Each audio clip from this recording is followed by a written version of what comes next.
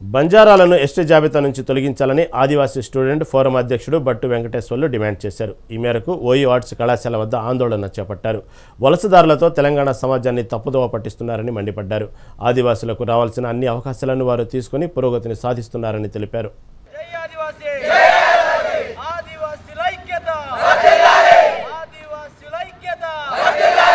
తెలంగాణ రాష్ట్రానికి అదే విధంగా కేంద్ర ప్రభుత్వానికి నోటీస్ ఏదైతే ఇచ్చిందో ఆ అంశం పైన వాస్తవానికి ఈ రోజు ఉన్నటువంటి ప్రభుత్వము ఆన్సర్ ఇవ్వాల్సినటువంటి పరిస్థితి ఉన్నది.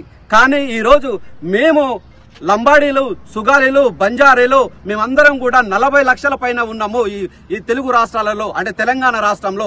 మేము తలుచుకుంటే ఈ ప్రభుత్వమే కూలిపోద్దని చెప్పేసి భయభ్రాంతులు గురి చేసి ఈ రాజకీయ పార్టీల్ని, తెలుగు ప్రజలందరినీ కూడా తప్పుదోవ పట్టించే పరిస్థితి కనిపిస్తా ఉన్నది. దయచేసి మిత్రులారా, ప్రజాస్వామికవాదులారా, మేధావులారా, మా త్యాగాలు ఈ రోజు ఎవరి కోసం మేము ఈ రోజు చేశాము? తెలంగాణలో మేము, మా ఆదివాసీ సమాజం ఉంది, మా తల్లుల త్యాగం ఉంది, మా కుటుంబాలు కూడా త్యాగం చేసినటువంటి పరిస్థితి కనిపిస్తా ఉన్నది. అయ్యా, ఇవాళ రాజకీయంగా మమ్మల్ని బ్లేమ్ చేస్తూ ఉన్నారు. మాకి కలిసి వచ్చేటువంటి ఆదివాసీ ప్రజాప్రతినిధులు కూడా ఈ రోజు వాళ్ళు బెదిరిస్తా ఉన్నారు, భయభ్రాంతులకు గురి చేస్తా ఉన్నారు.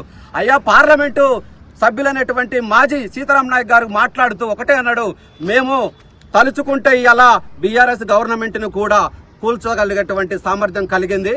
ఇవాళ కేబినెట్ లో ఒక్క మా ఆదివాసి అక్క, మా సమ్మక్క సారక్క వారసురాలు, మా అక్క, మా సీతక్క ఈ రోజు తెలంగాణ రాష్ట్రం ఏర్పడిన తర్వాత నుంచి 10 సంవత్సరాలు అయిపోయింది అబ్బా. 10 సంవత్సరాల నుంచి ట్రైబల్ వెల్ఫేర్ డిపార్ట్మెంట్ లో మేము పోలేనటువంటి పరిస్థితి అబ్బా. బంజారాలు, లంబాడీలు, వాళ్ళకి సామాజిక వర్గాలకు సంబంధించిన మినిస్టర్సే ఉన్నారు. ఈ రోజు ఈ కాంగ్రెస్ ప్రభుత్వంలో కూడా మా ఆదివాసి, మా అక్క వస్తే ఈ రోజు కూడా వార్వనీయకుండా కుట్రపూరితంగా దాడులు చేసేటువంటి ప్రయత్నం చేసి బెదిరింపులకు గురి చేస్తున్నటువంటి పార్లమెంటరీ అనేటువంటి మాజీ సీతారాం నాకు చెప్తున్నాము.